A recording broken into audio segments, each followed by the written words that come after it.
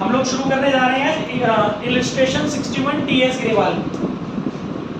Illustration 61 TS Grewal, ठीक है।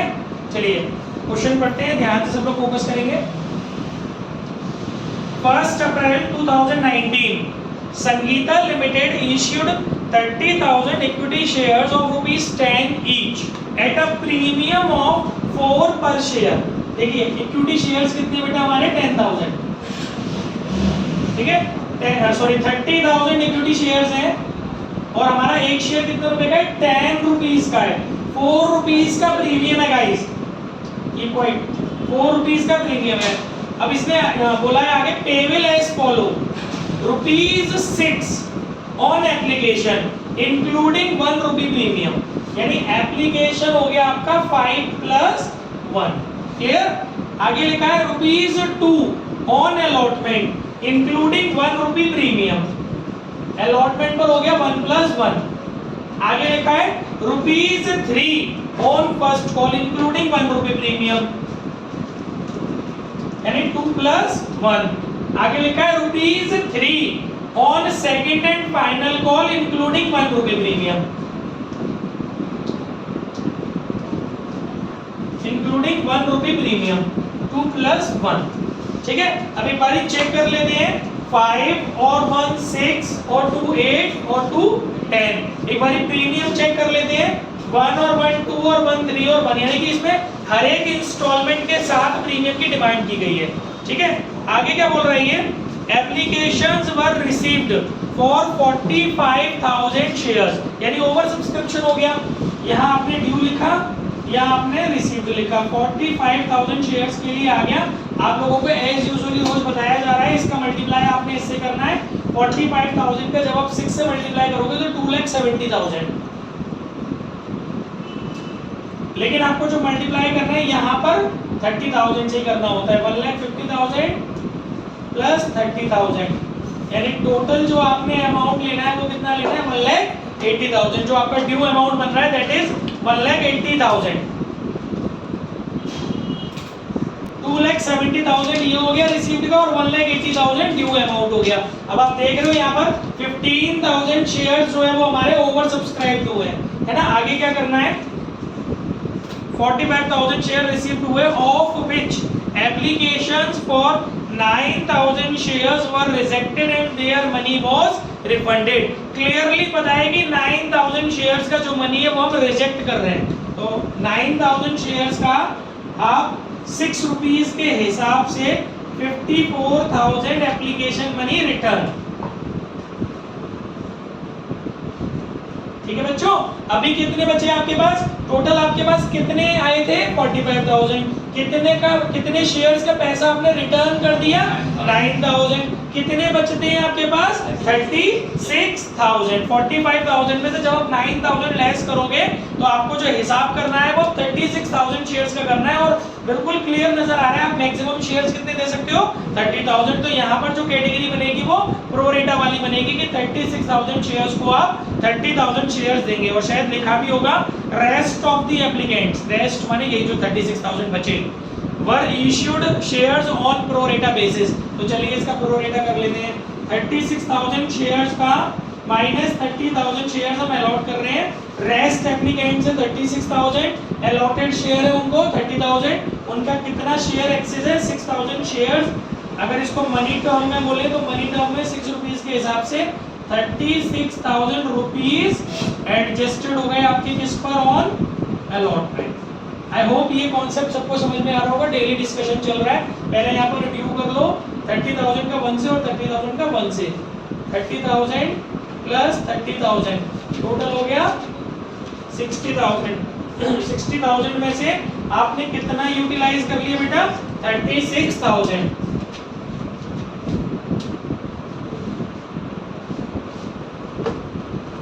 किसी के मन में कोई भी डाउट, सारी चीजें बिल्कुल क्लियर है। और एक प्रोरेटा वाला कॉन्सेप्ट हमारे को पता चल गया कि अगर लोग बाग 36,000 के लिए अप्लाई कर रहे हैं तो हम उनको कितने शेयर्स अलॉट कर रहे हैं, 30,000। इसको स्मॉल कर लो, 3 0 से 3 0 चले गए, 6 के टेबल से ये 6 टाइम्स और ये 5 टाइम्स, यानी कि अगर कोई शेयर होल्डर 6 शेयर के लिए अप्लाई करेगा तो हम उसको कितने शेयर्स अलॉट करेंगे? 5 शेयर अलॉट करेंगे। लेकिन इस लाइन का यूज जब ही करेंगे आप जब एक तो क्वेश्चन के अंदर कॉल इन एरियर हो, एक तो क्वेश्चन के अंदर कॉल इन एरियर हो, दूसरा ओवर सब्सक्रिप्शन हो, कॉल इन एरियर हो, क्योंकि ओवर सब्सक्रिप्शन के केस में तो प्रोरेटा बनता है, ओवर सब्सक्रिप्शन हो, प्रोरेटा हो, कॉल इन एरियर हो और कॉल इन एरियर की अलॉटमेंट पर हो, तब इस लाइन का यूज करना होता है। या फिर दूसरी कंडीशन कब आती है? जब आपको number of applied share given हो, ना कि number of allotted share given हो, तब इस लाइन को आपको यूज करना होता है। दो ही सिचुएशन है जब आपको इस प्रोरेटा वाली लाइन को यूज करना पड़ सकता है। ठीक है, चलिए आगे क्वेश्चन पढ़ते हैं। Hari to whom 600 shares were allotted, Hari को हमने कितने शेयर्स दिए बच्चों? 600 शेयर्स हमने हरी को दिए।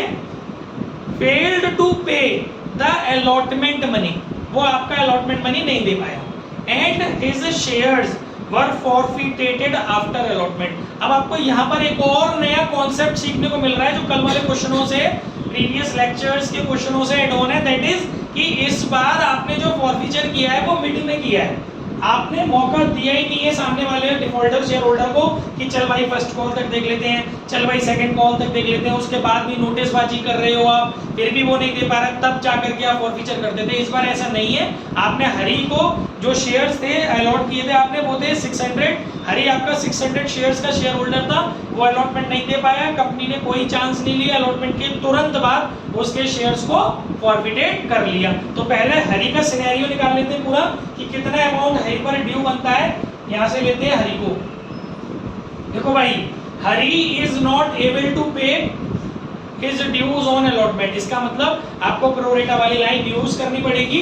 जब आपको अलॉटेड शेयर्स गिवन होते हैं और अप्लाइड करने होते हैं, अप्लाइड कैलकुलेट करने होते हैं, तो आपको लाइन को रिवर्स करना पड़ता है। जब आपको अप्लाइड गिवन होते हैं, अलॉटेड निकालने होते हैं, तो लाइन सीधी लेके चलते हैं। लेकिन जब आपको अलॉटेड गिवन होते हैं, जैसे कि इस क्वेश्चन में अप्लाइड निकालने, तो लाइन को आपको उल्टा करना पड़ता है। ठीक है, तो अब कैसे निकालेंगे? नंबर ऑफ अप्लाइड शेयर,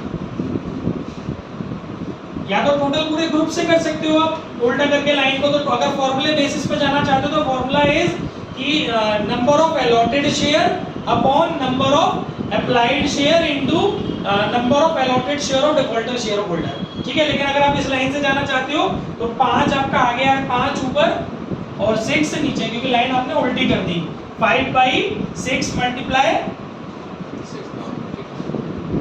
नहीं गलत बोल दिए ना, जब आप लाइन उल्टी करोगे 5/6 करोगे तो 6/5 हो जाएगा ना, सॉरी उल्टा हो गया।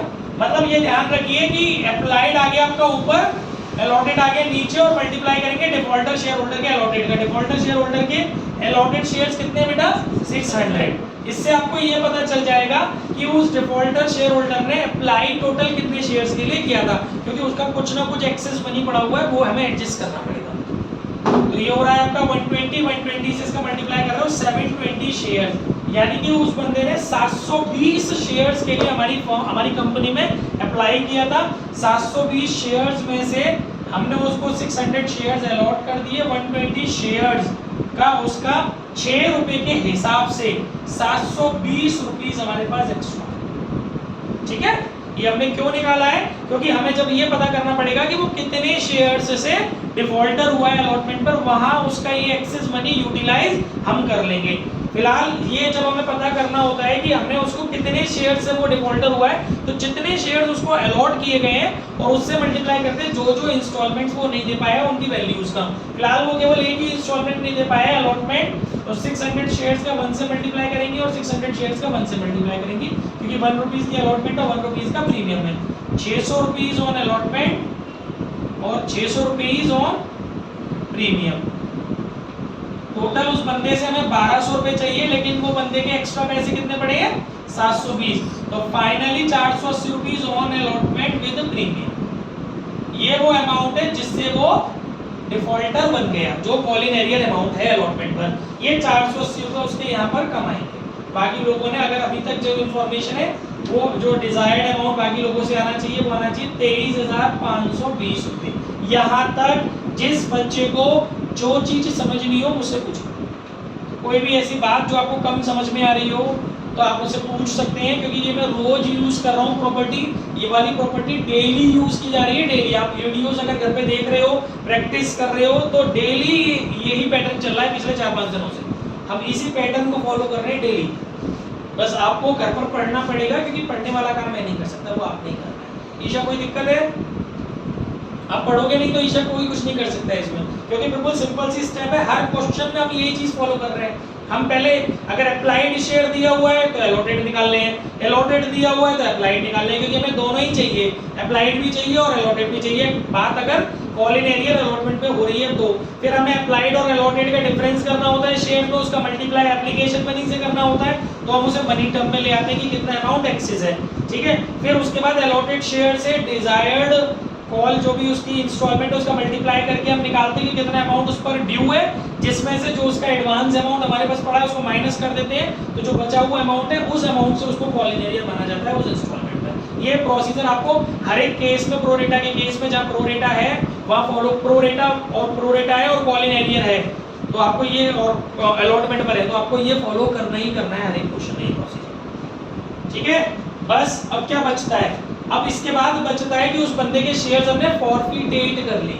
ठीक है। अभी फॉरफिटेट की एंट्री में डायरेक्ट करूं या आगे पढ़ूं, तो थोड़ा सा पहले आगे पढ़ लेते हैं। अगर इससे कनेक्टेड नहीं होगा तो मैं यहीं कहीं आपको फॉरफिटेट की एंट्री करके दिखा दूंगा, नहीं तो आगे हो सकता है कैलकुलेशन और समझनी पड़े। देखिए क्वेश्चन आगे क्या बोल रहा है बेटा, मोहन हु अप्लाइड, अब आप इसके वर्ड्स पढ़िएगा, अप्लाइड आ गया यहाँ पर, Mohan who applied for 1080 shares failed to pay the 2 calls। देखिए मोहन यहाँ पर कॉल्स नहीं दे पाया, listen to be very carefully, यहाँ पर ये पूरा नाटक करने की नीड नहीं है। कौन सा नाटक? सिर्फ इतना वाला नाटक। क्यों? क्योंकि Mohan already paid his allotment, तो ये नाटक जब हमने उससे अलॉटमेंट मांगी होगी जब कर लिया होगा, लेकिन ये वाला नाटक तो आपको करना पड़ेगा, क्योंकि यहाँ पर आपको मोहन के अप्लाइड शेयर दिए, अलॉटेड शेयर आपको निकालने पड़ेंगे इस फॉर्मूले की हेल्प से, ठीक है, सीधी लाइन करके, क्योंकि अप्लाइड दिए अलॉटेड निकाल रहे हैं तो सीधी लाइन, अलॉटेड दिए अप्लाइड निकाल रहे हैं तो लाइन को रिवर्स कर देंगे। अप्लाइड और अलॉटेड तो दोनों होने चाहिए आपके पास, प्रोरेटा के केस में, कॉल इन एरियर के केस में। बस ये जो सेगमेंट है ये करना है या नहीं करना है, कंप्लीटली डिपेंड्स कि अलॉटमेंट उस बंदे ने पे कर दिया है या नहीं। पे नहीं किया है तो ये वाला स्ट्रक्चर भी तैयार करना पड़ेगा, पे कर दिया है तो इस स्ट्रक्चर को तैयार करने की नीड नहीं है। हाँ, एक क्वेश्चन ऐसा है जिसमें मेरी इस बात का एक्सेप्शन है, वो जब वो क्वेश्चन आएगा वहां मैं समझाऊंगा। मैं ये जो बोल रहा हूँ ये बात थोड़ी सी गलत हो जाती है बस पर्टिकुलर उस क्वेश्चन में, तो वो हम वही डिस्कस कर लेंगे। रेस्ट ऑफ द क्वेश्चंस में यही प्रॉपर्टी अपनी फॉलो होगी। तो यहाँ पर आपको अप्लाइड शेयर दिए मोहन के, अलॉटेड शेयर नहीं दिए, आप निकालोगे। अच्छा, दूसरी चीज, अब जो मोहन है उसका कहीं भी डिस्टरबेंस नहीं आ रहा है अलॉटमेंट में, तो एक काम करते हैं, मोहन की बात बाद में कर लेंगे, पहला इतना समझ लेते हैं, इस पे नंबरिंग कर लेते हैं और फॉरफीचर की एंट्री कर लेते हैं, क्योंकि फॉरफीचर के बाद ही तो कॉल्स की बात आएगी। तो चलिए फटाफट से नंबरिंग शुरू करें। एक काम और कर लेते हैं, नंबरिंग करने से पहले लास्ट में क्वेश्चन की लाइन पढ़ लेते हैं, कहीं कैश बुक वगैरह तो नहीं बनानी है, क्योंकि आप जानते हैं अगर कैश बुक बनवाता है वो तो नंबरिंग उसी स्टाइल में फिर की जाती है, राइट। तो आप देख सकते हो क्वेश्चन में क्लियरली बोला गया है, prepare cash book and pass necessary journal entries. तो डेफिनेटली हमें नंबरिंग बहुत ध्यान से करनी पड़ेगी, क्योंकि रिसीव्ड बैंक से रिलेटेड जो एंट्रीज हैं, जिन एंट्रीज में बैंक कनेक्ट हो रहा है, चाहे वो डेबिट में हो रहा हो या क्रेडिट में हो रहा हो, उन एंट्रीज को हमें कैश बुक में मेंशन करना है, ना कि जर्नल में। तो भाई फर्स्ट एंट्री अब ये नहीं होगी, ये कैश बुक में जाएगी क्योंकि ये रिसीव्ड की एंट्री है। सेकंड एंट्री आपकी ये ड्यू वाली हो जाएगी, तो इसको नंबर आप देंगे फर्स्ट, क्योंकि सबसे पहले ये आप जर्नल के सीक्वेंस के अकॉर्डिंग नंबरिंग कर रहे हैं, इसलिए जर्नल में जो सबसे पहले एंट्री आप डालेंगे वो कौन सी डालेंगे? ड्यू की। साथ साथ पूछिएगा, पूरा क्वेश्चन खत्म होने के बाद मत कहना कि हमें कुछ समझ में नहीं आया। पहली एंट्री आप डालेंगे ड्यू की, इसके बाद दूसरी एंट्री, वैसे हमारा जो सीक्वेंस होता था फिर हम रिटर्न की एंट्री लेते, ये नहीं जाएगी, क्योंकि रिटर्न की एंट्री में भी बेटा क्या होता है? बैंक होता है, और बैंक आपका कनेक्ट होना नहीं है उसमें जनरल एंट्री। इसके बाद फिर आप अगला जो सीक्वेंस डालते थे वो डालते थे एडजस्टेड ऑन अलॉटमेंट, तो ये वाली एंट्री आपकी चली जाएगी, ये वाली, इसको आप नंबर दे सकते हो 2, ठीक है ना। फिर इसके बाद आप नेक्स्ट जो लेते थे वो लेते थे ड्यू की, ये आप ले लो, नंबर आप इसको देंगे 3, ठीक है। इसके बाद जो आप लेते थे वो आप लेते थे ये वाली entry. Call in arrear account open करने की उसने बोली नहीं है, तो कॉल इन एरियर आपको मेंशन करने की नीड भी नहीं है भाई, उसने बोला ही नहीं है ना, क्वेश्चन में बोला है कि कॉल इन एरियर अकाउंट करो, नहीं। याद रखिएगा फॉरफीचर का केस हो, कॉल इन एरियर की कंडीशन हो, call in arrear account open करने को ना बोला जाए तो call in arrear account open मत करना। फॉरफीचर का केस हो क्वेश्चन के अंदर, कॉल इन एरियर वाली सिचुएशन हो, वो तो होगी कॉल इन एरियर जब तो फॉरफीचर होगा। कॉल इन एरियर हो, फॉरफीचर तक जा रही हो, क्वेश्चन में call in arrear account open करने के लिए ना बोला हो, call in arrear account open मत करना। तो जब call in arrear account open नहीं करोगे तो ये वाला जो 480 रुपए की एंट्री वो जनरल में मिल जाएगी, क्योंकि कैश बुक बना रहे हो ना, जब आप कैश बुक बना रहे होते हैं तो कॉल इन एरियर वाली एंट्री आपको जनरल में दिखानी होती है। मैं इसी क्वेश्चन में दोनों बातें आपको बता देता हूँ, मेरी बातें उन्हीं को समझ में आएगी जो रेगुलर है, और रेगुलर होने के अलावा रेगुलर अपने घर पे पढ़ रहे हैं और वीडियोस देख रहे हैं, और साथ ही साथ लाइक भी कर रहे हैं वीडियोस। लाइक नहीं करेंगे तो फिर उनको ग्रेस ऑफ गॉड नहीं मिल पाएगी, ठीक है। तो आपको लाइक भी करनी है, क्योंकि दूसरे का भला करते तभी अपना भला होता है, ठीक है। लाइक सब्सक्राइब भी करना है, बेल आइकन प्रेस भी करना है, ठीक है। चलिए आगे की बात कर लेते, कमेंट भी कर देना भाई, और इससे ज्यादा कुछ करने से तो शेयर कर देना, ठीक है। अच्छा आगे की बात ये है कि अगर गाइस लिसन, अगर बेटा हमारा, अगर हमें इसमें call in arrear account open करना होता, देखो call in arrear account open नहीं करना तो ये वाली जो फिगर है ना 23,520 रुपए, ये डायरेक्टली अपनी कहाँ जाने वाली है, कैश बुक में जाने वाली है। 480 रुपए का कोई पंगा नहीं है। लेकिन बाई चांस, इस क्वेश्चन से अलग हट के बता रहा हूँ, बाई चांस अगर हमें call in arrear account open करवाया होता और कैश बुक भी बनवा रहा होता इस क्वेश्चन में, तो हम क्या करते हैं, ये जो 23,520 रुपए ना वो तो कैश बुक में डालते, किस तरीके से डालते हैं, टू शेयर अलॉटमेंट के नाम से। साथ ही साथ एक एंट्री और हम जर्नल के अंदर मेंशन करते हैं, call in arrear account debit to share allotment account 480 रुपए। I repeat my words again, call in arrear account debit to share allotment account कब होगी, कैश बुक बनवा रहा हो और call in arrear account forfeiture के केस में उसने मेंशन करवाया हो क्वेश्चन, ठीक है ना। लेकिन यहाँ नहीं है तो इस एंट्री को भूल जाते हैं, मैंने बता दिया, आगे के किसी क्वेश्चन को ओपन में आपको दिक्कत ना है। चलिए यहाँ पर अपना ये बात नंबरिंग यहाँ पर आकर रुक रही है। अब बच्चों जर्नल के सीक्वेंस के अकॉर्डिंग इस क्वेश्चन में जो नेक्स्ट एंट्री होगी दैट इज फॉरफीचर की एंट्री, क्योंकि आफ्टर अलॉटमेंट, मैं फिर से पढ़ देता हूँ उसके words, his shares were forfeited after allotment। Clearly question में बोला है कि इस बार जो फॉरफीचर हुआ है बेटा वो कहां पर हुआ है, अलॉटमेंट के तुरंत बाद। तो अभी जो हमारा फोर्थ नंबर होगा एंट्रीज का वो यहाँ डाल देता हूं मैं, वो काय का होगा, फॉरफीचर की एंट्री का। और आप जानते हैं फॉरफीचर की एंट्री क्या होती है, शेयर कैपिटल अकाउंट डेबिट, हमेशा डेबिट करना होता है, शेयर कैपिटल अकाउंट डेबिट। आप लोग वीडियो को जूम करके देख लेना घर पर, थोड़ा मैं छोटा लिख रहा हूँ, बोर्ड छोटा है इसलिए, क्वेश्चन बहुत बड़ा है, भी अगले भाई का भी हिसाब करना है इसमें भी, ठीक है। शेयर कैपिटल अकाउंट डेबिट, और हम लोग क्या डालते थे, अगर वो अलॉटमेंट नहीं दे रहा है और अलॉटमेंट में प्रीमियम है तो उसके प्रीमियम को भी कैंसिल करना होगा। यस, इस क्वेश्चन में ये ऐसा केस है, 600 रुपए का प्रीमियम है, security premium reserve account debit to, क्या नहीं दे पा रहा है वो, अलॉटमेंट नहीं दे पा रहा है, to share allotment account. Equity आप अपने आप लगा लेना, थोड़ा बदतमीजी से मैं पढ़ा रहा हूँ तो आप इस चीज को मैनेज कर लेना, टू शेयर अलॉटमेंट अकाउंट। और ये बेवकूफी नहीं करना कि सर इसमें हम फर्स्ट कॉल डाल दें और सेकंड कॉल डाल दें, नो, क्योंकि कंपनी उससे रिक्वायर्ड ही नहीं कर रही, कंपनी डिमांड ही नहीं कर रही। कंपनी जब उससे डिमांड नहीं कर रही तो आप ऐसा कह ही नहीं सकते कि he is not able to pay his dues on first call और सेकंड कॉल, बिकॉज़ कंपनी से मांग ही नहीं रही। तो क्वेश्चन यही रुक जा रहा है। तो आपको क्या, किस चीज से बैलेंसिंग करना पड़ेगा इस एंट्री को, शेयर फॉरफिटेटेड शेयर से, ठीक है ना। बीइंग कितने शेयर्स है गाइस, बीइंग अलॉटेड शेयर्स लिखते हैं, अप्लाइड बन लिखते हैं ना, अलॉटेड कितने निकाले थे आपने, 600 दिया ही नहीं क्वेश्चन में। Being 600 shares forfeited. अच्छा अब बच्चों देखो ध्यान से सुनिएगा, 1 मार्क का क्वेश्चन है, ये बोर्ड में बहुत आता है 1 मार्क में, कि ये आपको केस स्टडी दे देगा, बोलेगा शेयर कैपिटल अकाउंट में कौन सा अमाउंट जाएगा, तो आपको यहाँ समझना पड़ेगा। ये तो मोस्ट इंपोर्टेंट है वाली प्रॉपर्टी, सिर्फ ये एंट्री में पूछ लेगा कि शेयर कैपिटल अकाउंट में कौन सा अमाउंट जाएगा, शेयर फॉरफिटेटेड शेयर में कितना अमाउंट जाएगा, पूरा क्वेश्चन दे दिया और आपसे ये पूछ लिया 1 मार्क में। तो आपको पूरा आना चाहिए तभी तो फटाक से निकालोगे, तो इसके लिए आपको पूरा सॉल्व करने की जरूरत नहीं है। अगर आपको रूल्स बताऊंगे तो फटाफट 1 सेकंड के अंदर आप आंसर निकाल लोगे। आपको पता होना चाहिए कि शेयर कैपिटल अकाउंट में अमाउंट कौन सा जाता है। शेयर कैपिटल अकाउंट में गाइस अमाउंट जो जाता है वो होता है कॉल्ड अप वैल्यू ऑफ पर शेयर। एक शेयर की जो कॉल्ड अप वैल्यू है उसका मल्टीप्लाई करते हैं नंबर ऑफ फॉरफिटेटेड शेयर से। यहाँ पर आप ये नहीं बोलिएगा कि sir called up value 10 rupees है, वो सबके लिए, उस बंदे के लिए नहीं है। उस डिफॉल्टर शेयर होल्डर के लिए जो कॉल्ड अप वैल्यू मानी जा रही है, base value called up value, that is 5 और 16। प्रीमियम की बात नहीं होगी, प्रीमियम के लिए अलग से मेंशन करते हैं। मेरी बात समझ में आ रही है ना?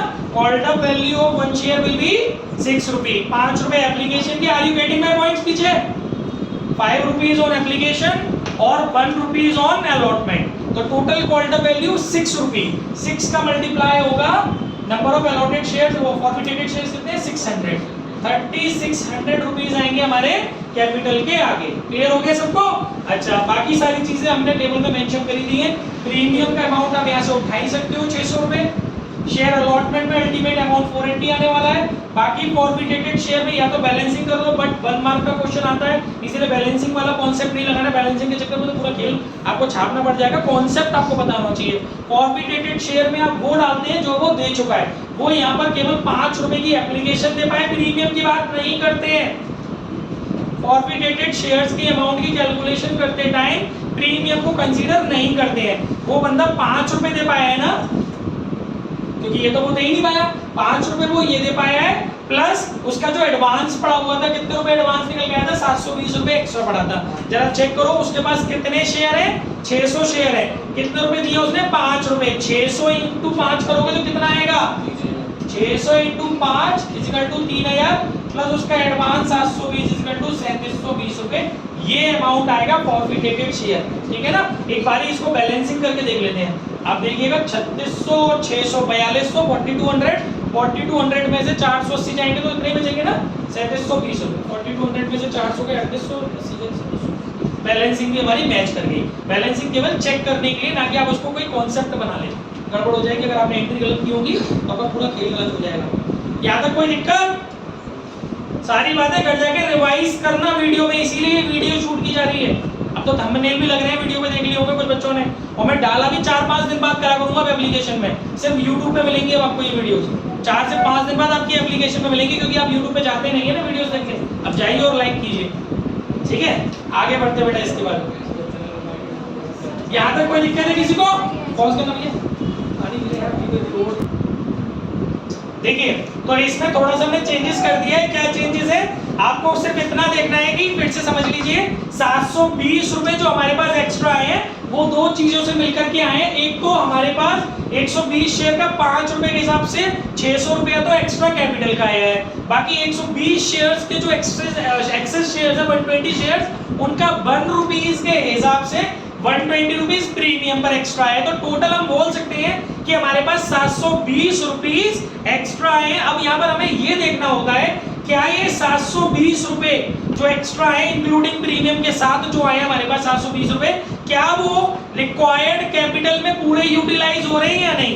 अगर ये रिक्वायर्ड कैपिटल में पूरे यूटिलाइज नहीं हो रहे हैं तो हमें कैपिटल की पूर्ति करने के बाद बचे हुए अमाउंट से प्रीमियम की कवरिंग करनी है। ठीक है, तो यहाँ पे आप देख सकते हो हमने उसको 600 शेयर्स अलॉट किए हैं। हम उससे जो अलॉटमेंट की फेस वैल्यू मांगने वाले हैं दैट इज 1 रुपी। तो हमारा जो रिक्वायर्ड अमाउंट है वो कितना है? 600 रुपए। हमारे पास कैपिटल का कितना पैसा पड़ा हुआ है? 600 रुपए। पूरा की पूरा यूटिलाइज हो गया। अब इसके बाद हमारा जो प्रीमियम है वो 600 शेयर्स पर 1 रुपए के हिसाब से कितना हो गया? 600। हमारे पास कितना अमाउंट बचता है? 120 रुपए बचता है, उसको हम प्रीमियम की कवरिंग में ले लेंगे। तो अब हम बाद में ये बोलेंगे कि 480 रुपए का प्रीमियम ऐसा है जो वो नहीं दे पाया। तो एसपीआर में आपको जो डेबिट करना है वो कितना करना पड़ेगा? 480 रुपए। जो मैंने अभी थोड़ी देर पहले सॉल्यूशन बताया था गाइस, आप एक थ्योरी पढ़ेंगे उसमें आपको मिल जाएगा।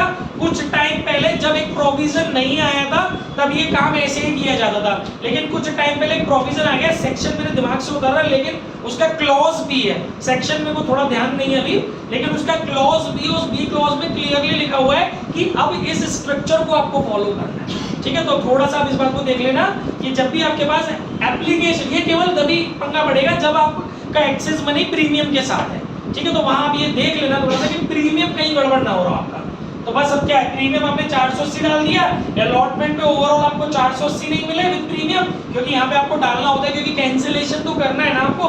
अलॉटमेंट वो दे ही नहीं पा रहा है, भले ही प्रीमियम नहीं दे पा रहा, बट आपको वो इंस्टॉलमेंट भी कैंसिल करनी पड़ेगी अलॉटमेंट की। तो आपने शेयर अलॉटमेंट के नाम से डाला इसको, बाकी जो अमाउंट बचेगा वो ये तो मैच कर रहा होगा, अलग हो गया, ये भी अलग हो जाएगा। अब ये क्या होगा, इसमें आपका 120 रुपए का जो देखो उसके जो 720 रुपए एक्स्ट्रा पड़े थे ना, वो अब कितने माने जाएंगे, 120 रुपए तो आपने यूज कर लिए ना, 600 रुपए, 600 हुआ, कितने हुए 600, तो कितने हो जाएंगे टोटल 3600। अब आप इसकी बैलेंसिंग कर लो, 480 से 480 कट गए, 3600 से 3600 कट गए, ठीक है, ठीक है। यहाँ तो कोई दिक्कत हो तो पूछ लो, ठीक है। यहाँ तक हमारा क्वेश्चन खत्म हो गया, कोई डिस्कशन होगा आगे कर लेंगे। अब इसके बाद आगे बढ़ते हैं फटाफट, देखिए हमारा फॉरफीचर तक का केस खत्म हो गया। अब अगले भाई की तरफ चलते हैं, कौन से भाई इसमें अगले, मोहन भाई क्या कह रहे हैं, Mohan who applied for 1080 share, इन्होंने 1080 शेयर के लिए अप्लाइड किया है, fail to pay the 2 calls and on his such failure his shares were forfeited, मतलब इनके शेयर बाद में फॉरफिटेड किए गए। तो आपको मालूम है सबसे पहली बात क्या करती है, सबसे पहली बात जो बहुत यूनिक पॉइंट है वो ये है कि कभी भी किसी शेयर होल्डर के आप बीच में शेयर्स फॉरफिटेड करोगे ना, ईशा, कभी भी आप किसी शेयर होल्डर के शेयर्स बीच में फॉरफिटेड करोगे ना, तो उसके बाद वाली कॉल की जो ड्यू करोगे ना, उतने शेयर लेस करके करोगे। भाई आपके शेयर्स कितने हैं मार्केट के अंदर 30,000, आपने यहाँ पे छीन कितने शेयर लिए 600, कितने रह गए मार्केट में 29,400। फॉरफीचर का मतलब क्या होता है, कैंसिलेशन ऑफ शेयर। मैंने आप सब में 30,000 शेयर्स बांटे, अलॉटमेंट के जस्ट बाद मैंने 400 शेयर्स आपसे कैंसिल कर दिया। अब मेरे मार्केट में शेयर्स कितने हैं, 600 शेयर्स मैंने कैंसिल कर दिए, मार्केट में शेयर्स मेरे कितने हैं 29,400 शेयर्स। तो मुझे क्या हक है कि मैं 30,000 शेयर्स से ड्यू कर लूंगा फर्स्ट कॉल पे? हाँ, अगर मैंने यही फॉरफिटेड किए होते अलॉटमेंट के तुरंत बाद और यही किसी और को चेप दिए होते, इन द सेंस रीइश्यू कर दिए होते, तो मैं ड्यू पूरी 30,000 शेयर से करता, क्योंकि मेरे मार्केट में है ही नहीं ना 30,000 शेयर्स। मैं क्यों अमाउंट ड्यू करूंगा 30,000 का, मेरे शेयर्स है मार्केट में 29,400, ठीक है ना। तो यहाँ पे जो ड्यू होगी वो 29,400 शेयर्स के हिसाब से होगी। 30,000 शेयर्स में से 600 शेयर्स घटा लिए, बचे हुए शेयर से ड्यू होगी। चलो पहले ड्यू कर लो, 29,400 तो नहीं, 58,800 और प्लस 29,400 का 1/2 करा 29,400, 9,918, ये हमारा रिक्वायर्ड अमाउंट हो गया, ठीक है ना। चलिए अब ऐसे इसका भी कर लेते हैं, 29,400 से इसका होगा सेम वही बनेगा ना। अब यहां पर देखते हैं दूसरे वाले भाई जो हमारे मोहन भाई हैं, इन्होंने क्या बदतमीजी की है मोहन भाई ने, इन्होंने बेटा क्या करा, वीडियो बनी थी, इन्होंने क्या करा, मोहन भाई ने क्या करा भाई, ये 1080 शेयर अप्लाई किए हैं। जब आपको अप्लाई दिया होता है तो आपको फॉर्मूला सीधा रख करके निकालना है, तो नंबर ऑफ अलॉटेड शेयर निकालो पहले, इनके नंबर ऑफ अलॉटेड शेयर कैसे निकालोगे, 5/6 into 1080, 6 1 6, 8 6 48, यानी कि हमने इनको कितने शेयर अलॉट किए होंगे बेटा, 900 शेयर्स हमने इनको अलॉट किए होंगे। बस ये मत निकालना कि इनका कितने शेयर का पैसा एक्सेस है, क्यों, क्योंकि ये व्यक्ति अलॉटमेंट दे चुका है। जब वो अलॉटमेंट दे चुका है तो कोई रिक्वायरमेंट नहीं है इस चीज को कैलकुलेट करने की, क्योंकि ये प्रोसीजर जब हमने उससे अलॉटमेंट लिया होगा ना तब कर लिया होगा। अब वो अलॉटमेंट दे चुका है तो क्या पंगा करना, सीधे सीधे 900 शेयर्स हैं, सबसे टफेस्ट पॉइंट चल रहे हैं इस समय शेयर्स के, तो इसीलिए फुल रिवीजन करिए अपने घर पर। 900 शेयर्स का बेटा जो 2 रुपीज है और 900 शेयर्स का जो 1 रुपीज है, 1800 और 900, ये ऑन अलॉटमेंट और ये ऑन एसपीआर, टोटल 2700 रुपए on first call with SPR. ऐसे ही 900 शेयर का 2 रुपए और 900 शेयर का 1 रुपए, 1800 रुपए और 900 रुपए ऑन, ये अलॉटमेंट नहीं था फर्स्ट कॉल में, ठीक है, ऑन सेकंड कॉल और ऑन एसपीआर, टोटल हो गया 2700 रुपए on second call with SPR, security premium reserve. जो ये पैसे नहीं दे पा रहे हैं वो पैसे आप इनके माइनस कर लो, 2700 रुपीज यहाँ से कमाएंगे और 2700 रुपीज यहाँ से कमाएंगे, 85,500 पैसे यहाँ तक आ जाएंगे, ठीक है। इसके बाद क्या हुआ है, इनके भी शेयर्स हमने क्या कर लिए बेटा, फॉरफिटेड कर लिए, ठीक है। तो अब इनकी नंबरिंग बढ़ाओ, जनरल में एंट्री कहां तक हो गई थी हमारी, 4 तक हो गई थी, 5th एंट्री हमारी ड्यू की होगी इस वाले अमाउंट से, मैच करते हैं ना आंसर। फिफ्थ एंट्री हमारी ड्यू की हो गई इस वाले अमाउंट से, ठीक है बेटा। सिक्स्थ एंट्री देखो कॉलिंग एरियर अकाउंट तो ओपन करवाया नहीं है इसने ना, तो सिक्स्थ एंट्री रिसीव की तो होनी नहीं है। सिक्स्थ एंट्री फिर बगल वाली ड्यू की हो जाएगी, ठीक है, मैच करते हैं सारी चीजें। सेवेंथ एंट्री ऑफ फॉरफीचर की होगी, इनके शेयर्स को भी फॉरफिटेड कर लिया गया सेकंड कॉल के बाद। तो चलिए उसका फॉरफीचर बनाते हैं। कहां बनाए, बोर्ड तो पूरा भर गया, नहीं बनाते छोटा छोटा। देखिए सेवेंथ नंबर की जो शेयर फॉरफीचर की एंट्री होगी, शेयर कैपिटल अकाउंट डेबिट, और इसमें भी वो प्रीमियम नहीं दे पाया है तो उस प्रीमियम को भी हमको डेबिट करना पड़ेगा।